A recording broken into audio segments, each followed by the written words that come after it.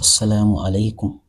Bayan mun ga sirrin yadda gashi yake girma a bidiyon mu da ya gabata, yanzu lokaci ya yi da za mu fuskanci wata babbar matsala. Me yasa gashin mu yake rashin lafiya?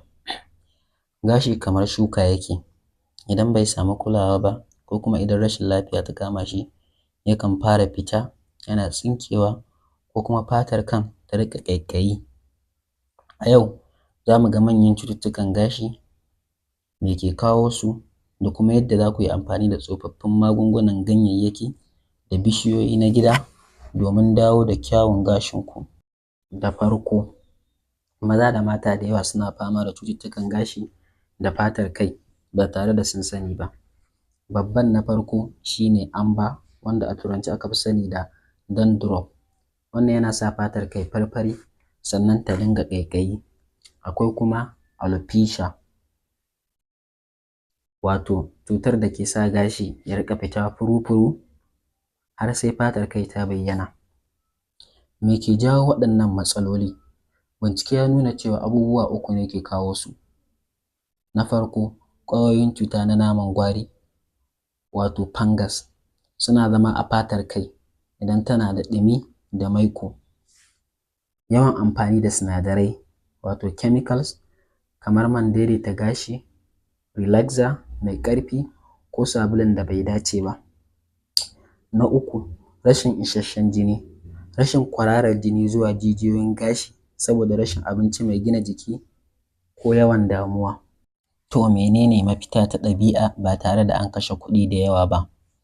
Kakanninmu sun bar mana taska ta itace da ganyayyaki masu ban mamaki. Ga guda uku mafi ƙarfi. Na farko, ganyen nima, wato dogon yaro. Wannan ganye yana da sinadarin kisa da korar ƙwayoyin cuta na antifungal. Idan ana fama da amber ko ƙaiƙayin fatar kai, ana dafa ganyen ne a wanke kan da ruwa ko a niƙa shi a shafa a fatar kan na tsawon minti 20 kafin a wanke. Na biyu, lalle. Lalle da muke gani ba na ado ba ne kawai, magani ne mai sanyaya fatar kai da ƙarfafa jigon gashi, wato hair root, domin ya daina tsinkewa. Yana gina garkuwa a jikin kowace ƙwayar gashi. Na uku, man tafarnuwa da man alayyadi. Tafarnuwa tana farkar da ramukan gashi da suka mutu, wato hair follicles, domin gashi ya sake fitowa ɗanye ras. Man alayyadi kuma yana sa gashi ya yi baƙi da tsayi.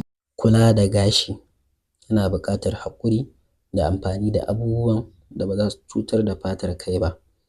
Shin wanne ne a cikin waɗannan magungunan kuke son gwadawa? Ku rubuta mana a comment section. Idan wannan bidiyon ya amfane ku, ku danna like, share, sannan ku yi subscribe. A bidiyo na gaba za mu sauka zuwa ga idanu, wato kyamarar jikin ɗan adam. Kar ku sake a ba ku labari, mu haɗu a bidiyo na gaba. Inganci, sauri da farashi mai sauƙi, Hikima Integrated Solution ne mafita. Muna yin digital and large format printing, branding, banners, flyers da corporate gift na zamani. Idan kun ji daɗin wannan bidiyon danna like, sannan ka tura abokai don su ma su ƙaru. A danna alamar ƙararrawa don samun sabbin notification. Ku yi subscribe idan da can ba ku yi ba.